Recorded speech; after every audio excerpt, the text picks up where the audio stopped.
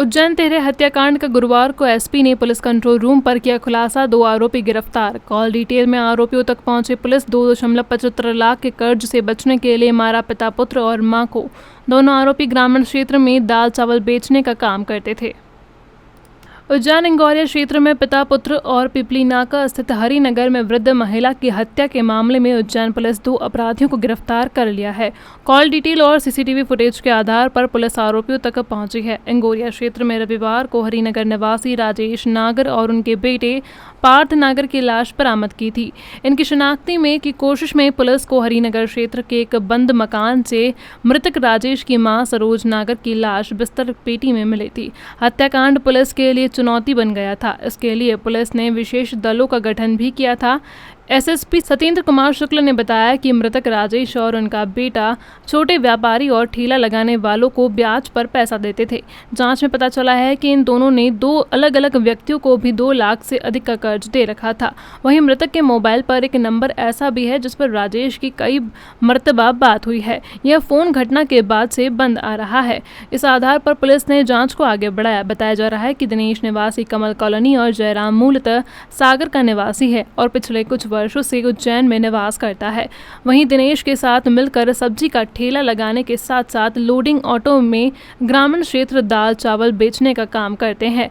तिहरे हत्याकांड के बाद जयराम इंदौर से अपने भाई के यहां परिवार को छोड़कर सागर भाग गया था।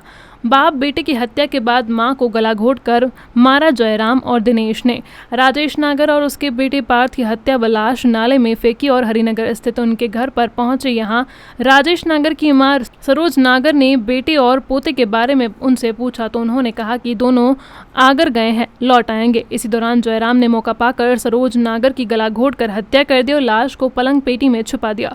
जयराम और दिनेश ने सरोज नागर को गला घोंटकर हत्या करने के बाद हाथ पैर बांधकर शव को पलंग पेटी में छिपाया और अलमारियों को खोलकर राजेश नागर को कर्ज के बदले दिए गए हस्ताक्षर किए हुए चेक की तलाश की। दोनों ने पुलिस पूछताछ में कबूला कि उन्हें घर से चेक नहीं मिले तो पलंग पेटी और घर में मेन गेट पर ताला लगाकर चले गए थे। इसको एक ऐतिहासिक सफलता मिली है।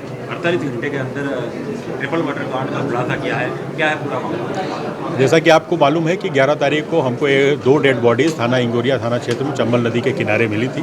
प्रथम दृष्टया ये समझ में आया था कि घटनाक्रम हत्या से संबंधित है। हमारे पास चैलेंज ये था कि उसकी डेड बॉडी पहले आइडेंटिफाई करना। हमारी टीमों ने जब वहाँ प्राथमिक तौर पर काम किया तो ये उनकी डेड बॉडी आइडेंटिफाई जो मूलतः जीवाजीवन थाना क्षेत्र के निकले थे। जब पुलिस इनके घर पे पहुंची तो इनकी एक जो वृद्ध माँ है जिसकी उम्र 80 वर्ष है, उसका भी शव घर पे उसके पलंग और पलंग में लगे बॉक्स के अंदर पैक करके पाया गया।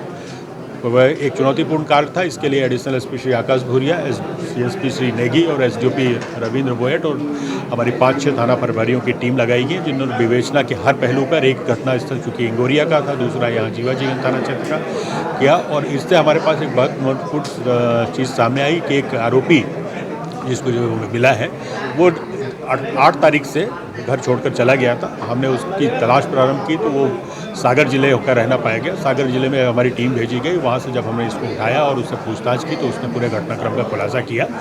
घटना के जो पीछे जो कारण निकल के आया है कि वह आरोपी और उसके साथ जो एक सह आरोपी जो मूलतः उज्जैन का ही रहने वाला है, ये जो मृतक राजेश के कर्जदार थे और एक के पास 4 लाख रुपये, दूसरे के पास 20,000 रुपये उसको लेना था।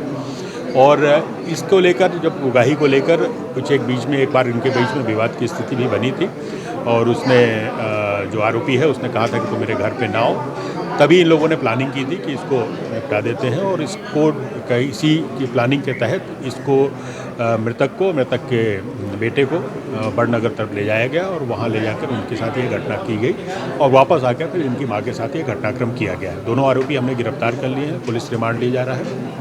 पुलिस रिमांड में हम सभी विवेचना के जो बाकी बारीक पहलू हैं और उस पर अनुसंधान करके शीघ्र ही चालान प्रस्तुत करेंगे।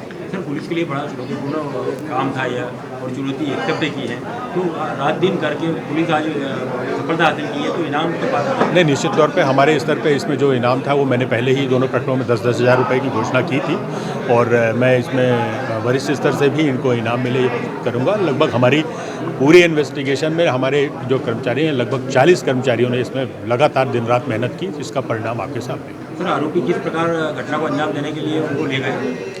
ये जो एक आरोपी, दोनों ही आरोपी देहात क्षेत्र में चावल दाल और इसका बिजनेस करने जाते हैं और वहाँ उनका जो है उसको ये मृतक और मृतक के बेटे को ये कह के कि आपका जो पैसा है हम वहाँ दे देंगे, आप चलिए हमारे साथ देंगे, आप चलिए हमारे साथ बड़नगर तरफ चलिए। उनको इस बहाने से ले गए और फिर ये घटना कर। इनका कोई आपराधिक रिकॉर्ड? अभी तक इनका पुराना कोई आपराधिक रिकॉर्ड सामने नहीं आया।